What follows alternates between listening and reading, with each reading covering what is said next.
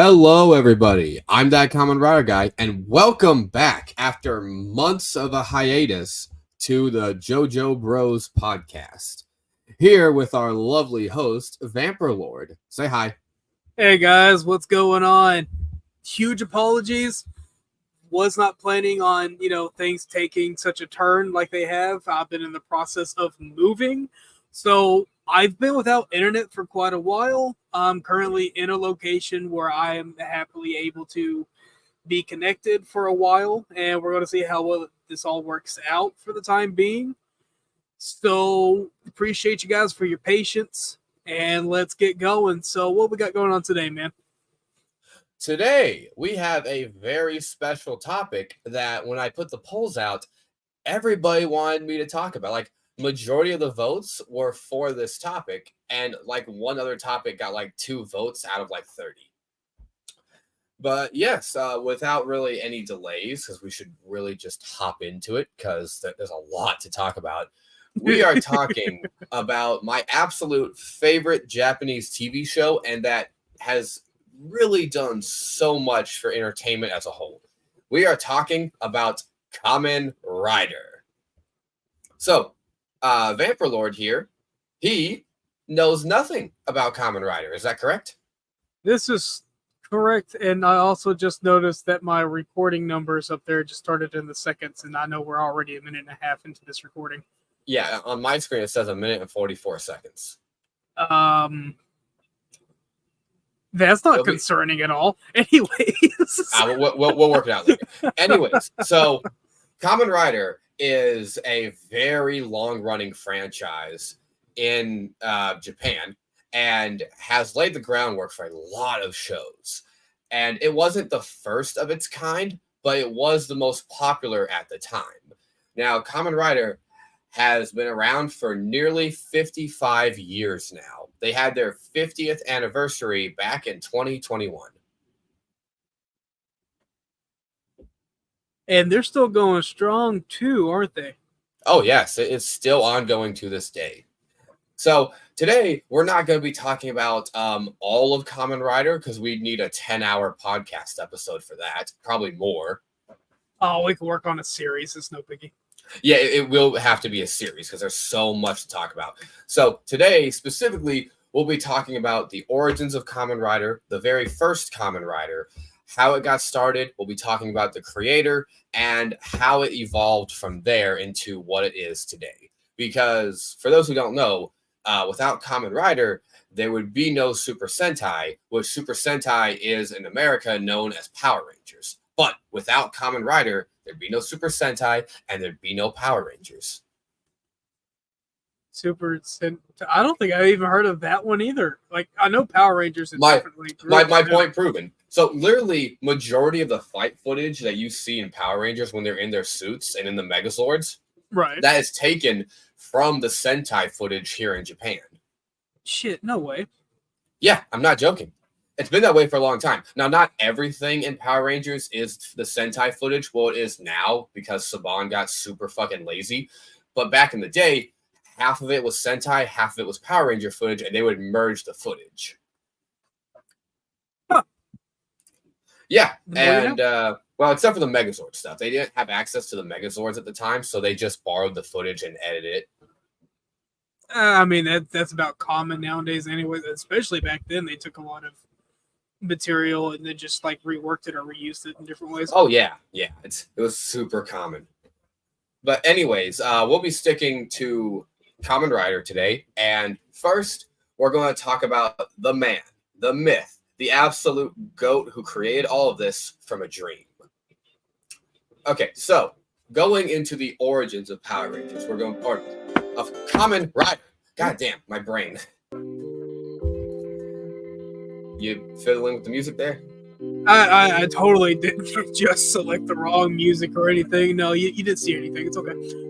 It's fine. Okay, so the creator of Kamen Rider, he worked on a couple other things before he created Kamen Rider. So his name is Shotaro Ishinomori, and sadly he has passed. He passed away some years ago. I believe it was either 2018 or 2019, before 2020. He passed away, and his legend still lives on. He unfortunately has left us, but we'll be talking about how he got started. So before he ever got started in TV productions, TV shows, anything like that, he started out as a manga artist. He would send skits and stuff, or his works, to publishers in hopes of getting published, and eventually he did get published, and his first successful manga work was called Second Class Angel, and it was pretty popular, where he became an understudy to a more popular, or not popular, a more successful, like someone who had a longer career as a manga artist. Right. And I do not remember the name of the man he worked under, but it is fine.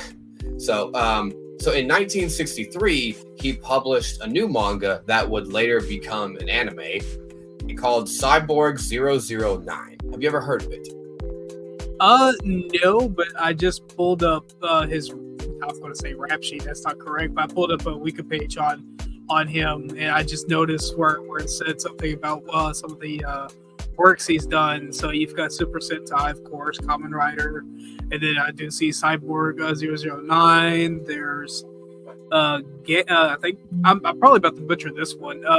Genber Robocon, something like that. Oh, you're talking about Android Geekider? If that's what it's supposed to be, then I'm going to say sure, because I really couldn't tell you. There was a lot this man worked on. He was not limited to one or two things. He was extremely talented and had a lot of really creative ideas that he got to bring to life. Oh, it looks it too, and I'm happy for it, because I mean, a lot of the stuff you wouldn't see nowadays. It's just sad to see that he died at such a young age. I mean, 60 sure isn't really young, but still. Well, in terms of I'd say it's like young, considering the average life expectancy is at least 86. This is so true. I wish he could have been with us longer, because he passed in he passed on the 28th of January 1998. It's so sad. That's what it was. Oh man, I got his death date mixed up with someone else's. Because as soon as you said that, I was looking at it. I was just like, that's not right. My bad. I was probably thinking of someone else, because someone who was very active in the Kamen Rider community did die like right before 2020. It could have been somebody from the company that he was working under. Very possible. The Toei company, I'd probably. Yeah, Toei. Yeah, they do a lot of the Japanese show. They're a big publisher in Japan. But anyway, it's back on topic. Sorry. It's fine. So in 1963, when he created Cyborg 009, that same year, when he created the manga, he would then work to establish his own, not his own, but he helped bring up an animation company that later turned Cyborg 009 into an anime and helped bring forth a lot of manga works into early day animation. So the premise of Cyborg 009 is very simple. 9 random people are kidnapped by an evil alien organization, and their goal is to take over the galaxy. So they capture these kids to turn them into cyborgs and to turn them into their own generals. Like, kind of like Mega Man, where you've got Dr. Wily and his generals, and they're all like robotics, but these guys are cyborgs. They start off as humans. And then they fight against their programming, and they turn into a team of 9 heroes who fight against the said evil organization. Now, Cyborg 009 is very long it's not ongoing, but it's been around for a while. It's gotten several different animation adaptations. It's gotten a lot of movies. Like back in the day, like not too far back, like before 2020, there was a movie on Netflix where it was Cyborg 009 versus Devilman, which is important because Devilman is another manga that came out around the same time and was also the inspiration for the Yu-Gi-Oh manga. But not getting too far off topic. I wonder, because I've watched Devilman, unless I didn't get too far into it and didn't see anything about it. Well, which Devilman? Because there's the original Devilman, And then there's the Devilman that got rebooted and was nowhere near as dark or graphic. I'm pretty sure it was the original because it was pretty damn graphic. Okay, then yeah, you probably saw the Anywho, so Shotaro Ishinomori, I was calling him Shotaro. I don't know why I'm doing the whole name. He wanted to create a children's series, but he also wanted to scare children. Now, I'm not really sure why. He had this weird obsession with like wanting to scare children. Not in a weird way, but in the sense of like show them how harsh the world can be. Like not everything's sunshine and rainbows, and the good guys don't always win. Basically give them the idea of like, sure, everything in the world can be good, but there's also all this bad shit you've got to look out for. I mean, I feel like it's a strong message in of itself. You know? Yeah. So I believe in 1970 or 1969, he created a manga work called Skullman. Skullman was Skullman is a story about this guy born with superpowers who uses them to avenge his father by getting back at the gang that murdered him. And it's a fairly graphic manga. Like if a civilian gets in his way, he won't hesitate too much about killing them. It's graphic, and he wanted to turn it into a live action show directed towards children. You did say Skullman, right?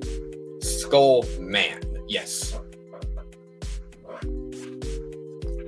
Or it may have been called Skull Mask at the time, but it looks like his helmet's very round, like an actual skull, and it just goes down to his eyes. The rest is his actual like face and chin.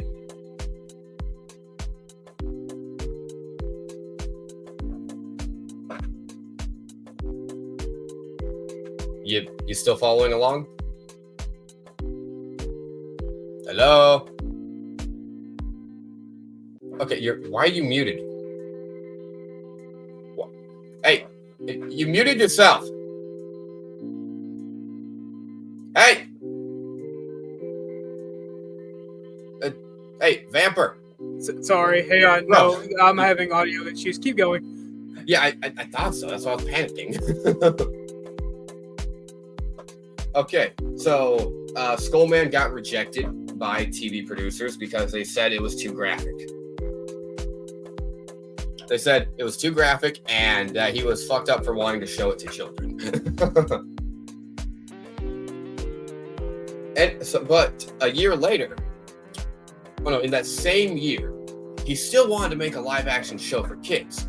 So he reincorporated elements in the same year into what would be Kamen Rider. So this was in 1971. It was the first year of Kamen Rider, and it would air in April.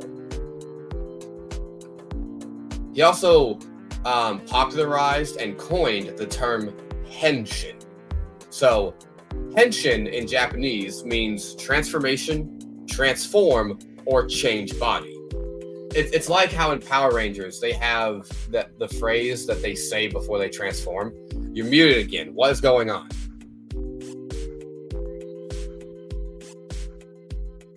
Do we need to pause this?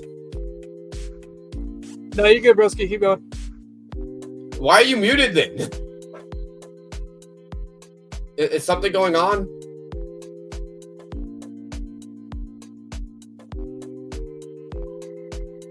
Yes, people. We are a professional podcast. No, absolutely not. Not professional at all. What's going on? Explain. Sorry. No, I had just gotten a phone call from my dad. Not knowing it was my dad, and I just wanted to make sure it wasn't anybody of importance. And he doesn't usually call me, so yeah, no apologies, guys. Absolutely, like 100% apologies. That was just kind of out of the blue. You could have just said something. What? No. Because if I say something then while you're in the middle of talking, you would think I was ignoring you. No. Well, we're still recording. Hey, no, you know what? It's commentary. It's okay. Anyways, where were we? Okay, so in the same year that he got rejected for Skullman, he would later create Kamen Rider, and it would get approved to be turned into a live-action TV show. there was a manga that got released at the same time the TV show was going on, but the TV show was way more popular. So Shotaro also, he popularized the Japanese word henshin. So henshin or henshin, depending on how you pronounce it, it means to either transformation, transform, or to change body. It's like in Power Rangers when they say their like transformation phrase and then they don their armor. It's just like that. So, okay, so Kamen Rider became so popular, he was able to create more TV shows within the next 3 years. Like, it did not take long for them to realize the popularity of said TV show and be like, oh, we need this guy to make more because he's making us a buttload of money. Like, we have more money now than we ever know what to do with. We can afford amazing special effects. Oh, yeah. Talking about, like, you've got 98 episodes. Each of them has a running time of 24 minutes. Yeah, to this day, it is still the longest ongoing, or not ongoing, but the longest running series of Kamen Rider. Its original release was on April 3rd of 1971 through February 10th. You heard it first, folks. April 3rd must officially be recognized as Kamen Rider Day. Oh, wow. Well, because July 10th is Ultraman Day, and it's the day Ultraman first aired in Japan. So, wait, hang on. So, I see that the manga itself, its original run was through 1971 through 1973, and they've got 4 volumes out on it. So, yeah, is the show manga itself still going, or? Well, technically, Kamen Rider is still going, but the original show is not. So, what are you doing? Like a remastery type of thing, or? No. It's just like Power Rangers, where it's like you have the show is like Power Rangers kept running, but not every Ranger team was the same. It's the same thing with Kamen Rider. You had the original Kamen Riders. So they're doing that where it's still the same show. It's just a different. It's still Kamen Rider. It's just that other people have donned Kamen Rider. Like they have donned the mantle. Right. Okay. No, that makes sense. Okay. Yeah. I hate going back to Power Rangers to explain it because it's the simplest way to explain it. I was about to say sometimes using other episodes or shows that are based off of that just helps explain it a lot better. It does. But anyways, so now that we've gotten the origins out of the way, let's talk about Kamen Rider itself. And we're just going to be talking about the first one because if we talked about all of them, we'd be here for like a week. So, now we're going to get into the first series of Kamen Rider, what made it so popular, and what built a franchise. Because Kamen Rider makes a lot of money, and it is still the most popular TV show in Japan. Well, at least among Toei's TV shows. Like, if you compare it to all the other TV shows they have, Kamen Rider is the most popular. I mean, I was about to say, with it being in its, original place of origin, of course it's going to be the most, popular. Well, it's because there's also other competitors in Japan for it to compete with. No, this is true too. But I mean, something like Kamen RiderGuy, and using Power Rangers as a way to, give it more examples for those of us that definitely don't know what Kamen Rider is. I mean, it makes sense. It's understandable. I mean, Power Rangers in of itself. I mean, I don't think they're the most popular, but I'm pretty sure they're on the board, if I'm not mistaken. They're on the board, but Kamen Rider definitely beats them.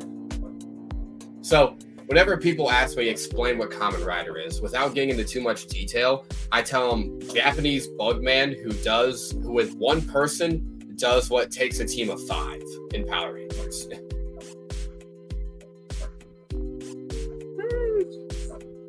So why do I say Japanese? Why do I say Japanese bugman? Well, because Kamen Rider is based off of insects. So, okay, let's get into the story of the first Kamen Rider and how everything got started. That will explain things better. Okay, so The name of the very first rider is Takeshi Hongo. Now, this is the character name. The actor's name is Hiroshi Fujioka, who is still alive, still kicking, and still being an absolute Giga Chad.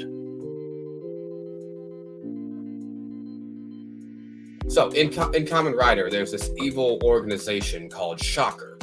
Why are they called Shocker? No idea. Never really explained or elaborated.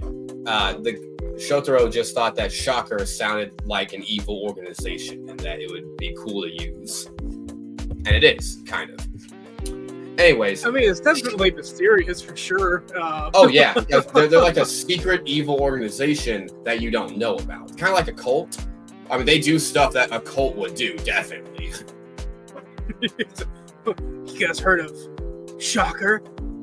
You mean the emotion? No, the organization. Huh? Exactly. So, in Kamen Rider, this evil organization, Shocker, is obsessed with world domination, and they're going about it in any way possible.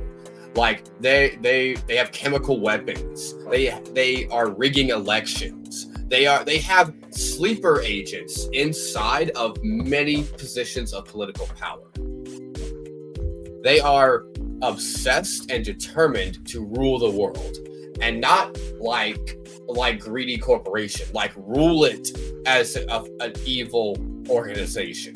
Like they want everyone to know they're evil, but they won't care about it.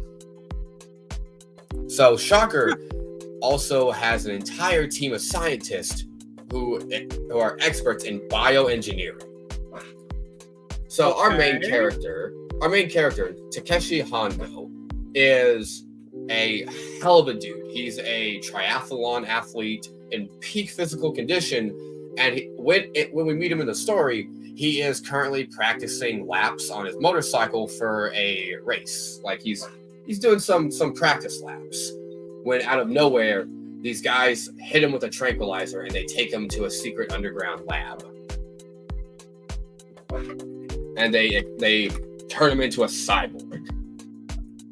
Because he is a perfect human specimen, he is in peak physical condition and he's really smart. The guy already has like a master's degree by the time we meet him in the story. Like he's a smart dude. So they turn him into a cyborg, and they have all these monsters that they've been experimenting on, or not really experimenting, but creating, and they're cyborgs as well. Like there's a spider cyborg, a bat cyborg, a scorpion, mushroom, etc., etc., etc. And they turn Takeshi Hongo into a grasshopper. Why? Well, because grasshoppers are the embodiment of plagues and destruction of crops, because they just eat everything in their wake without a care. They were planning to turn him into their greatest creation and use him to destroy any military might that would oppose them. Now, one scientist who helped turn him into, and yes, they were going to call him the Kamen Rider. So now Kamen Rider in Japanese means masked rider. Rider still means rider, but the word Kamen means masked. And they heavily alter his body. Like he's able to crush and bend metal without even trying. Like at one point when he escapes, he twists the knob of this faucet and accidentally breaks it off without even trying.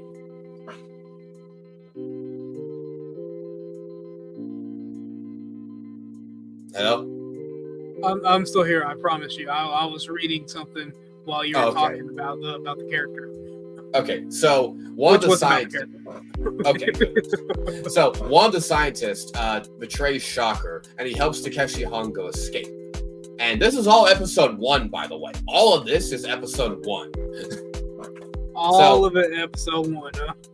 Yes. Oh my. So Takeshi Hongo escapes, and the scientist who helped him escape breaks Shocker's control over him. Like he was supposed to implement a mind control chip, because Takeshi Hongo has a very strong will of his own, and he never implements it, and he helps him escape. And later in the episode, the spider cyborg I mentioned kills the scientist, and then they have a grand finale fight in the episode. So Takeshi Hongo decides to be the one-man army against Shocker, because only he now knows about Shocker. Because again, they're a secret evil organization. If you know about them, you either get brainwashed to be one of their loyal servants, or you're just killed, like outright killed. Well, I guess I better not know them, huh? Exactly. Or if you know them, fight against them. Because later in the series, there are other people who learn about Shocker, either by being kidnapped by Shocker, or by Shocker attacking them, or by Takeshi Hongo warning them about him. So his Kamen Rider identity is technically a secret, but among those who know about Shocker, he tells them he's the Kamen Rider, because it's not really the whole secret identity motif, unless it's to keep your average civilian safe. So, hang on. So anybody that learns about Shocker dies? Well, kind of. Shocker either tries to brainwash them to becoming one of their servants, or they kill them if they can't do that. Or they will kidnap you and turn you into one of their monster cyborgs. Okay, I had to make sure that I heard that right, because I was about to turn around and be like, there's a fault in there, but, you know. Yeah, there is. No, Shocker's definitely not flawless. Like, multiple times throughout Kamen Rider's running, they were able to infiltrate Shocker's base without anyone finding out. They eventually found out, but no one was able to stop them before they infiltrated the main base, causing Shocker to change their base's location after they blew it up. Like, they initiate self-destruct and change locations. Who knew? You'd know my secret hentai location. I must go. I mean, there was at one point a Kraken and an octopus episode. You know what? I'm going to leave that completely untouched, and we're going to move on.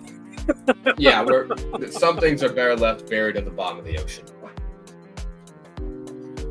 No, this is cool. Anywho, you might be wondering, sure, he's super strong, but Shocker's got all these crazy weapons, and they do win when it comes to numbers. They've got way more people they can just throw at you. How does the Kamen Rider fight against such a powerful organization? Well, when he goes against the monsters, he has two signature attacks. Well, okay, so first I need to talk about his transformation sequence. So, he has this belt called the Typhoon Belt, which has a spinning gyro in it, that when he activates it, it spins, changing his body, giving him the Kamen Rider armor, and basically turning off his strength limiters. While he's in his human form, he's a cyborg, so he's technically always in his human form. But when he's not wearing the armor, he limits his strength so he won't hurt the everyday human. But then he activates the Typhoon Belt and says, Henshin! And transforms, and then he's able to use his full strength. That is actually very... I wish I could find a way to read up more about Shocker, though, because I've been trying to find a way to look him up for the episode, but I keep getting the same page I'm already on. There's just really nothing more about him. Well, Shocker's very simple, and while Shocker has returned several times throughout Kamen Rider's life, after the original Kamen Rider ended and Kamen Rider V3, its successor, showed up, a new evil organization rose up to replace Shocker, and then another, and then another, and then another. So, like, Kamen Rider, Shocker's been replaced over and over again. Like, at one point, there was the Black Sun organization, there was the Black Satan organization. Every time a new Kamen Rider has aired, a new evil organization replaced the old one. Huh, okay, no, that I mean, it makes a lot more sense than, somebody being immortal. Like, damn. Oh, I mean, Shocker always claims to be immortal, and they're kind of right, because they've returned so many times. So many times, the remnants of Shocker would return to attempt to take over the world again, and a lot of times they almost succeeded. At one point, they did succeed, and the Riders had to travel in time to stop them.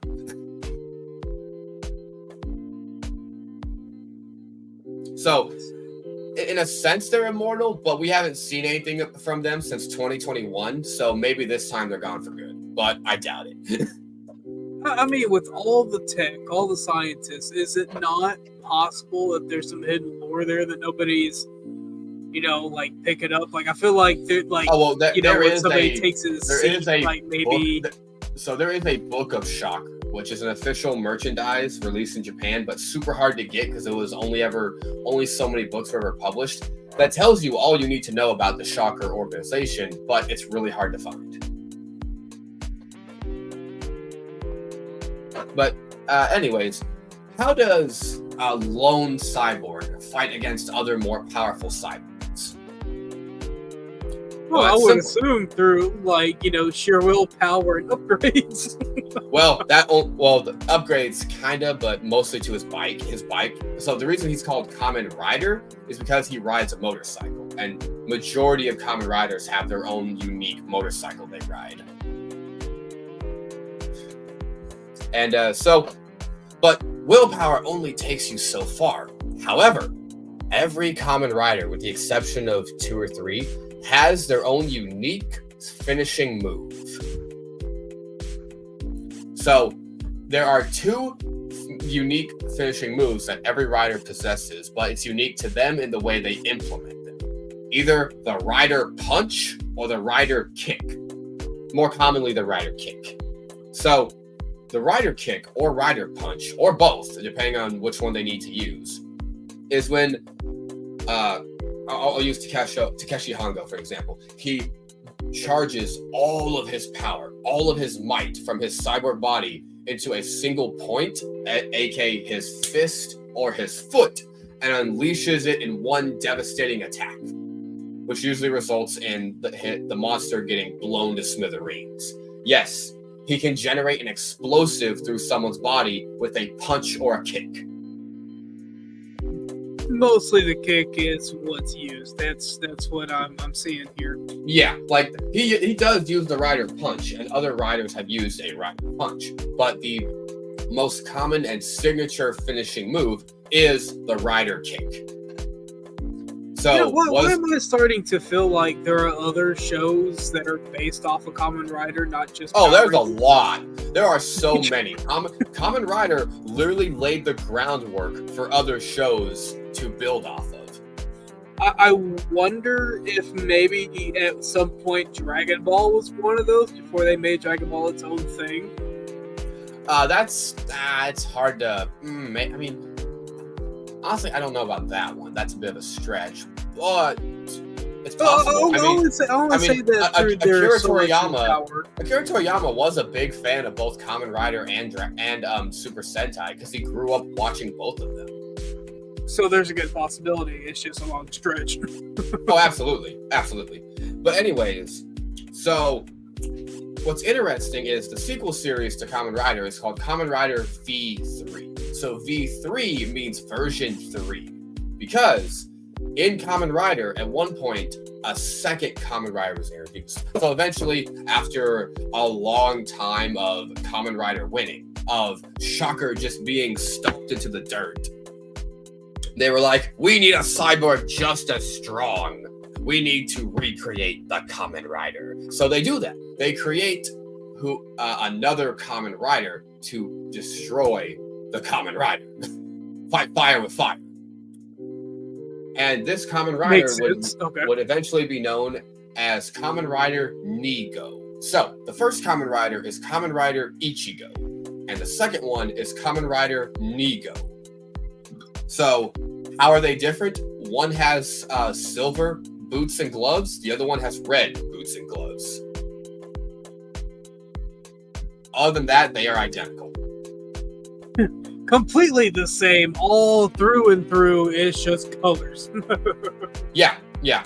Literally just their boots and gloves are different, but their personalities are different. So, after their first battle, Ichigo, who I'll be referring to him as Ichigo from now on since I've established his name, his rider name, Ichigo defeats Nigo and he breaks Shocker's brainwashing over him. Because, like with him, they had to find someone with a strong will, a really fit body, and a good mind. But they didn't account on Ichigo being able to break the new rider's mind control, because they actually implemented the mind control chip that time. And then together, they would join forces to fight Shocker. as the Kamen Riders, Ichigo and Nigo. So, what do their names mean? So, in Japanese, Ichi means 1, and Ni means 2. They're literally 1 go, 2 go. Kamen Rider 1 and 2. That's not a joke.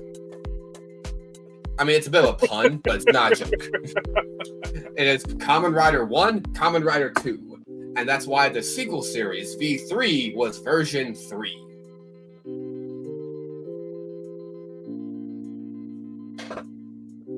Okay, so I'm assuming that Kamen Rider X is kind of almost similar to V3 in a way then? Or well, kind of. So the X is the Roman numeral for 10, but he wasn't the 10th Kamen Rider. Kamen Rider X was in a 10th year. So his whole motif is based off of when he aired and not necessarily him being the 10th rider. Well, it looks like he aired around episode 35 because Kamen Rider V3 was episode 52. Well, no, he has 52 episodes. Oh, I'm looking at this chart. Oh, so wrong. Sorry, people. Don't listen to me. I'm a dumbass. Yeah, no. They each had their own runtime. But quick story on why they introduced a secondary rider in the original series when they originally intended for Kamen Rider to be a lone wolf, to be someone who takes on the evil organization by himself. Kind of, he does have friends who help him, but in terms of fighting the monsters, it was like one-on-one. Like, I have to do this because I'm the only one who can do it. Right. So there's a genuine reason for why. So the actor, Hiroshi Fujioka, again, absolute Giga Chad. The man wasn't just a talented actor. The man also did all of his own stunts. He wore the armor, the helmet, and he did his own motorcycle stunts. Oh, that's cool. Not everybody can say they've done that for themselves. Well, no. All the actors after him, unless they were a licensed stuntman, wouldn't be able to do their own stunts unless they really wanted to, or they were a licensed stuntman. Like, there have been times where Kamen Riders have worn the armor and stuff in fight scenes, but it's extremely rare because most actors aren't also licensed stuntmen. It happens sometimes, but not all the time. And this is because Mr. Giga Chad Hiroshi Fujioka, he broke his leg during one of the stunts and had to be admitted to the hospital for several months. Ew. So when he broke his leg, that's when they introduced the second Kamen Rider, and they had a whole mysterious disappearance of the first Kamen Rider. So they introduced a second one who was like, I am also Kamen Rider, and I am here to help you. But it turns out he was a sleeper agent, and then they had the whole thing where Ichigo frees Nigo, and then people loved the idea of two Kamen Riders so much, they kept them. They were originally just planning to have the second actor be a fill-in, but especially children, loved the idea so much, they kept them together all the way to the grand finale. But yeah, little fun fact for you out there. The reason there are two Kamen Riders in one show in the Showa era is because the Giga Chad himself broke his leg.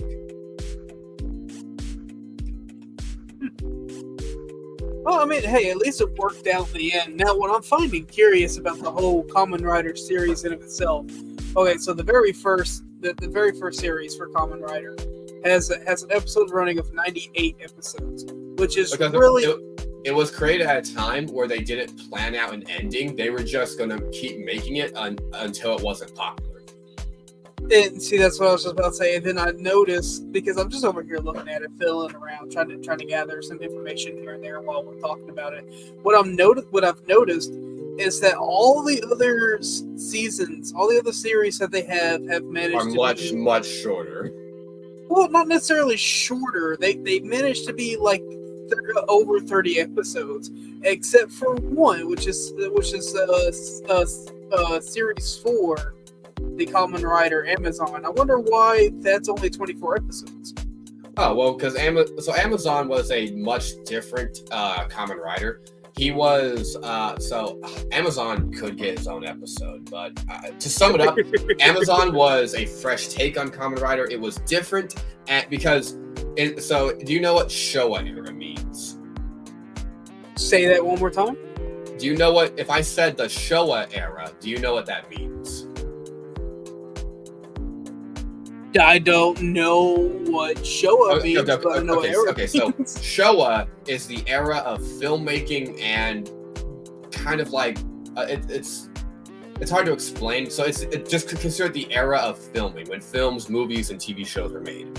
So the Showa era of Kamen Rider was from 1971 all the way to 1995, and then the Heisei era would be from 2000 to 2019.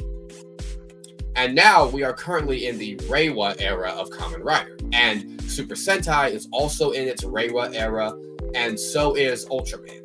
All these ongoing shows that have been going on since the 70s and 60s have gone through generational not divides. I don't know why I was going to say that. They've gone through different generations of filmmaking and producing. Right. So in the Showa era of Kamen Rider, majority of Kamen Riders, with the exception of like 3 or 4 of them, Amazon being one of them, they were all cyborgs. They were people who were in near death. They were either captured and forcefully turned into cyborgs, or they were in horrible accidents. Like V3 was in a terrible motorcycle accident that destroyed his body, and Ichigo and Nigo found him, and they built him, and they turned him into a cyborg to save his life. And as thanks, he swore to help them fight the evil organization that was trying to take over Japan. The new one that replaced Shocker. Okay. Yeah. So majority of Showa era riders are cyborgs, except for Amazon, Kamen Rider Shin, and Z-O and J. All the others were cyborgs to some extent. I mean, that's at least they have like a theme of consistency where it all works out, because absolutely. And they were, other than Amazon, they were all based off of bugs as well. Like they either different types of grasshoppers or beetles. Like one my favorite Showa era rider, Kamen Rider Stronger. He was based off a stag beetle. Ah, there it is. You said it, and I was just looking dead at it. I was trying to find it. Yeah. But Amazon was based off of a horned toad. Huh. Well, see, now I'm definitely going to have to eventually find a way to watch Kamen Rider, because it sounds more interesting to watch than Power Rangers. After this, it's so fucking good. The writing is so great. The actors are wonderful. Well, it's not just that. It's just the theme in itself that you managed to. I will give you the multiple ways I have watched Kamen Rider after we're done with this episode. Fair enough. I'll be looking forward to it. Okay, so now the Showa era, a lot of them are very similar. A lot of them had budget issues because some weren't as popular as others. And that's why some of them have much shorter runtimes. But Kamen Rider as a whole, very successful franchise, very beloved. It has reached people outside Japan for years now. It's got an entire pop culture following. It's amazing. It's wonderful. Without sucking its dick too much. So, the point I'm getting at with this is the Showa era, they are all very similar. So talking about them individually, with a couple exceptions, isn't really necessary. So when we do our next Kamen Rider episode, whenever that will be, because doing it back to back is kind of redundant, and I'd like for us to do different topics. Oh yeah, no, definitely. We can make a whole playlist for back episodes. Well, not back. So our next Kamen Rider episode, we will start with Heisei era, which I will also give you. I'll tell you how to watch it, because I want you to watch it before we discuss it. I'll give there's multiple ways to watch it. We will start with one of the most popular and successful entries in Kamen Rider Kuuga. Kuuga. Yes, one of the most popular, and a rider who would establish new motifs like, you know what a motif is, right? I've heard of the phrase somewhere, but I don't think I do, honestly. So a motif is like a running theme, like how all the riders are based off of insects, with a couple exceptions. They all have their own version of the rider kick. They have belts that they use to transform with. Those are motifs. Okay, so basically continuing with a theme, but changing it up to where they own it in their own way. Yes. So Kuuga would establish new motifs that are still being used to this day.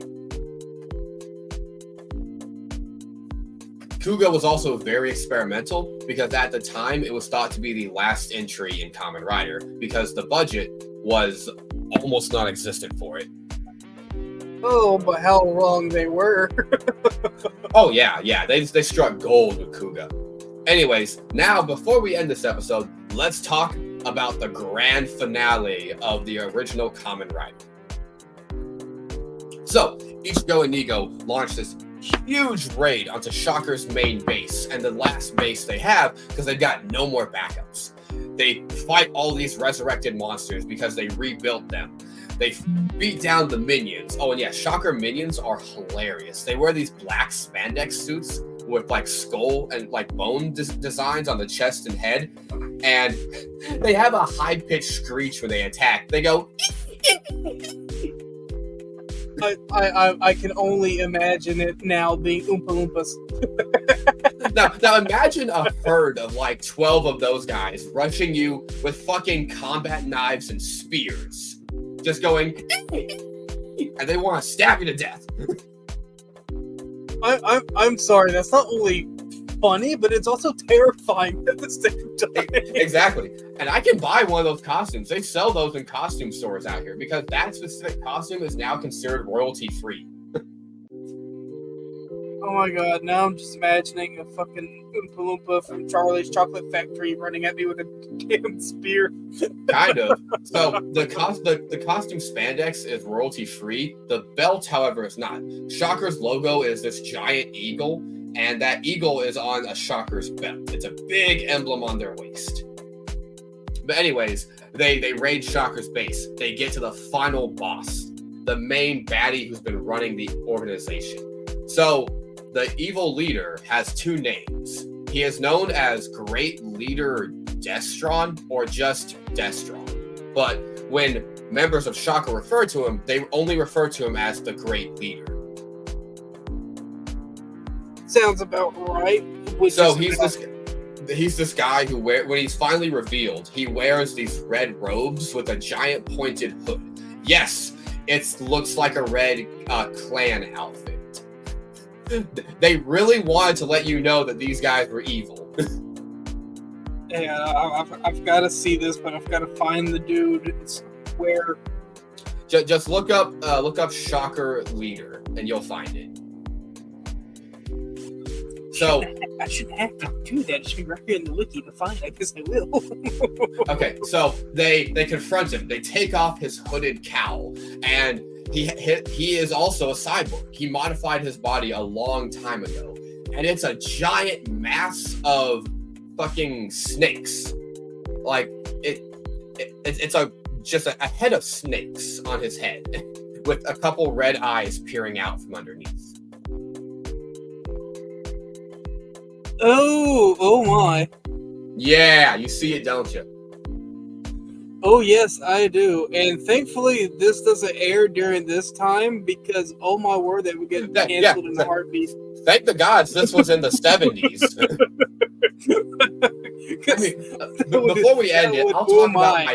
Before we end this, I will talk about my absolute favorite episode of the original Kamen Rider. But anyways, they punch the shit out of the Great Leader Destron. Like, I mean, Ichigo and Nigo are standing side by side, and they're just fucking wailing on the guy. And then he's like, if I'm going out, I'm taking you accursed riders with me, and he initiates the self-destruct sequence.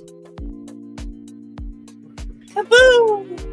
And Kamen Rider Ichigo and Nigo manage to get out just before the whole place goes up in flames. And they ride off victorious, defeating Shocker. Or so they thought. Surviving members of Shocker would then later resurrect it under a new name. and then V3 would start. But if people really want, we can talk about the Showa era more, but essentially it's, hey, got really good guy gets hurt or forcefully turned into a cyborg. So he fights evil organization. He uses his cyborg powers to do that. He wins in the end. Evil organization is destroyed and then replaced with even worse evil organization in the next series.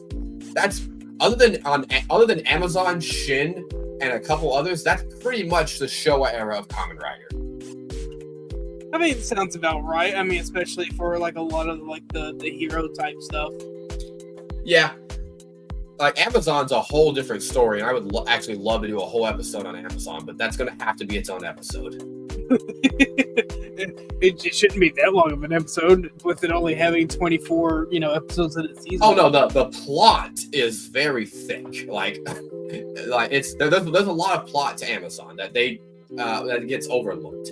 It also got so Amazon also got a reboot series on Amazon Prime back in 2016 called Amazon Riders, and it's meant to be a sequel to the original Amazon. So it literally continues the story. Okay, so we're in the 50-minute mark on my recording time anyways. So I'm like behind you by a few seconds. Okay, I will talk about my favorite episode of Kamen Rider before we end this out. Okay, so there's an episode of Kamen Rider where they're like, where Shocker is, they say, I know what's wrong. We don't have evil enough leaders to lead our troops. So what's their plan? To dig up the body of Hitler. That's not a joke. I'm trying so hard to not laugh, but I'm just imagining the comments. So it's an episode where they thought the premise is that the body of Hitler was taken to one of the remote islands of Japan to never be dug up or discovered or anything. Like, hey, here's a remote island. Get forgotten, loser. And Shocker finds this out, and they go to dig it up. And they plan to turn him into a cyborg. Yes, they try to create Mecha Hitler. Oh my word. I am so happy that this mess was not made. This was in the 70s? like, oh my word. I can only imagine. That's not the best part. That's not even the best part. So the reason it's my favorite episode. So, Kamen Rider, Ichigo and his friends, they find this out. So they go to stop Shocker. And eventually Shocker finds the island. They find the coffin holding Hitler's body that, yes, has a swastika on it. And they open it up, and Ichigo is in his rider armor in the coffin waiting for them, and he says, surprise, punches them, and then does a backflip out of the coffin, and then fights them to the death.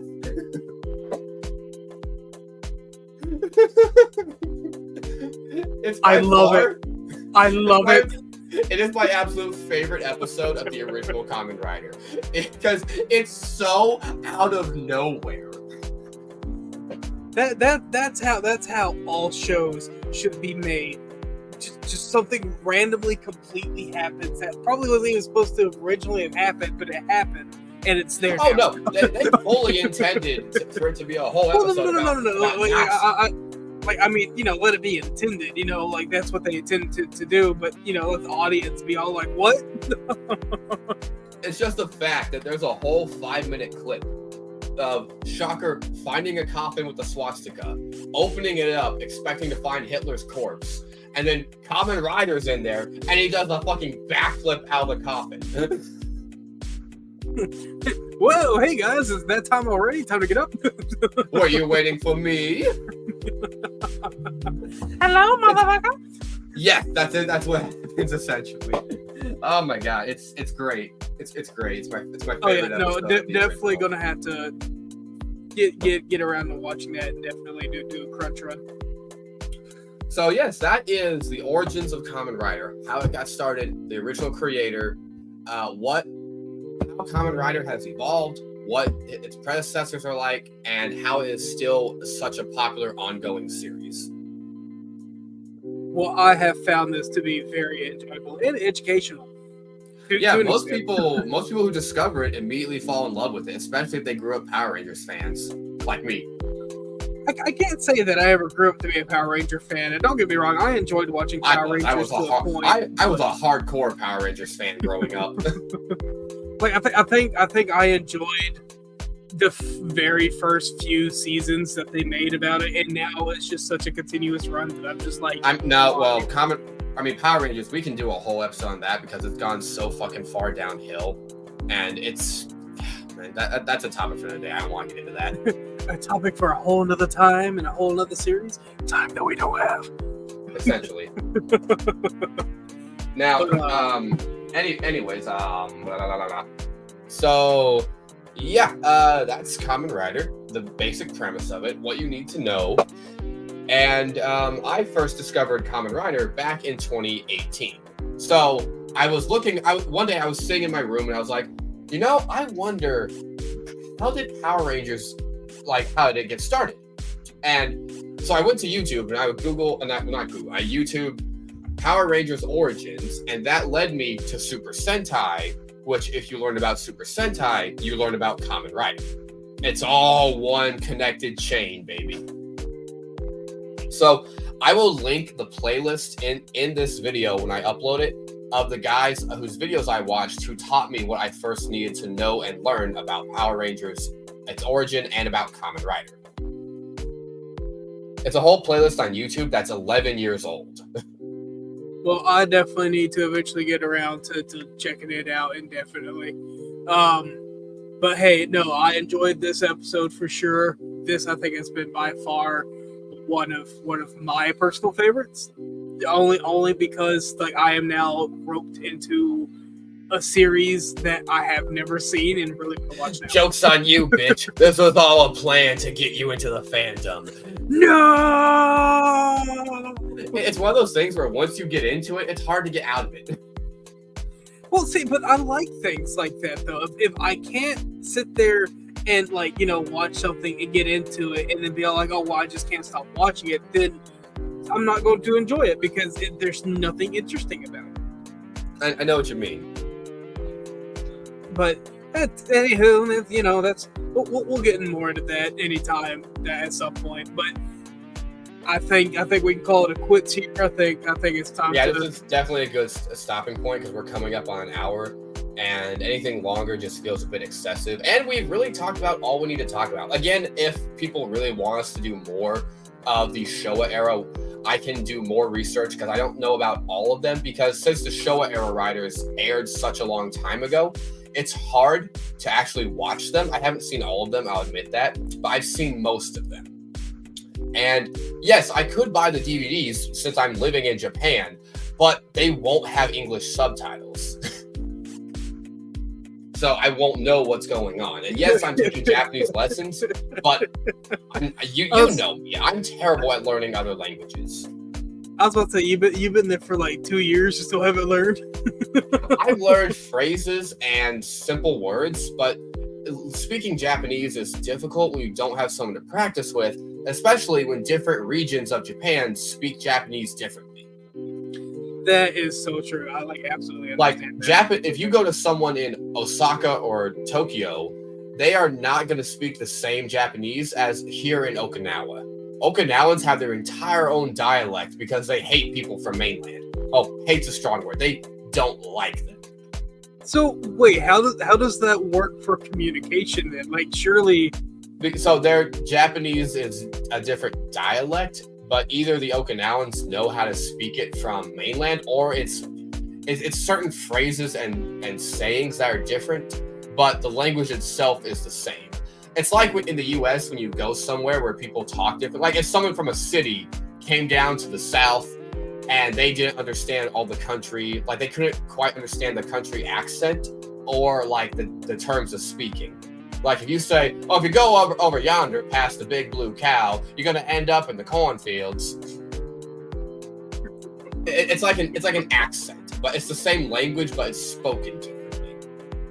Well, that kind of makes me wonder, because I know, and this is completely off topic from what we're doing, but I feel like eventually this is going to become an episode in itself. I feel like this podcast in of itself in general is just going to become one of those talk shows where we talk about everything. But that's neither here or there. That's something later on in the future to think about. That's fine. Sometimes you gotta have the ADHD trail off a little bit to stay on topic.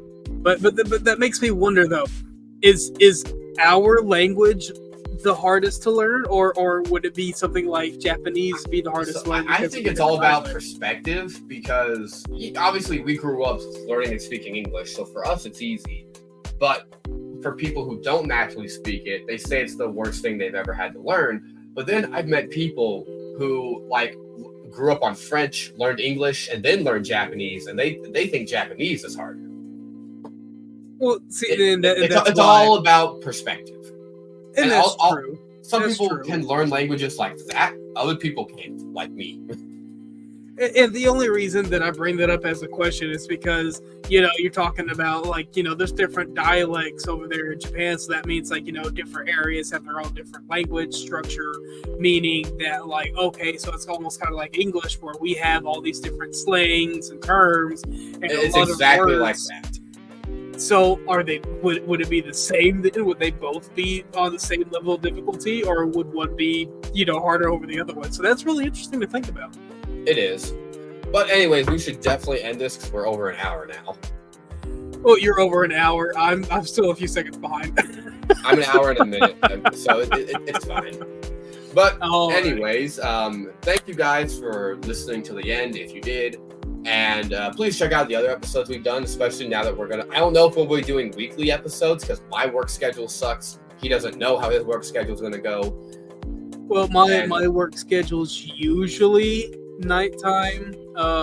So, I mean, I usually get Fridays through Sundays off. Okay. I usually have weekends off, but not always. Like Friday, I was on a 24-hour shift. So, yeah. So, sounds like we'd have to play the scheduling out accordingly with you, because I'll either end up working one weekend and be off the other weekend. Editing these fucking things also takes a long time. That's also why I don't like to go over an hour. Or I like to go at just over. That is so true. Alrighty. Well, anyways, thank you again, Kamen Rider, for giving us that lovely insight about the franchise. It's franchise? It's a franchise now, yeah. And about its origins and the absolute Giga Chads who helped bring it to life. My ADHD brain kicked in so hard. We're sharing one brain cell between us. It's fighting, it's floating in the air. Anyways, again, appreciate you for the insight on that. Everybody else, I don't know how my end's going to be with recording, so if you didn't catch what I said at the beginning of this episode, I apologize that it took so long for us to get around to doing a new episode. And, I, again, appreciate the... Life sucks. Life gets in the way more than anything else in our lives. Life does suck. But anyways, appreciate you guys for your patience. And we're going to try and make this a bi-weekly thing. If we can't make it a weekly thing, we might end up doing like 1 week on, 1 week off. And that way, if we do an episode, or if we do a recording 1 week, I can spend the next weekend editing and uploading it. And this would also give us more time to get notes put together, because this was kind of an episode that was just kind of thrown on because we were both eager to Yeah, we planned this out early in the week because Dakota finally told me that he was going to be able to be doing episodes with me again. After buying a headset, which I'll have to tell you about that one later. Yeah, that can be a later thing. But anyways, let's end this out before we keep rambling too long. Thank you guys for watching. Please check out the other episodes we've done. And if you find this on my YouTube channel, please check out my other videos. I've got plenty. And give support to Vamper Lord as well. He's got his own channel. I'll obviously put in the description. Great guy, wonderful friend who I've known my whole life. And remember, it's always Henshin time. Don't come to my channel. There's nothing there. All right, guys. Bye.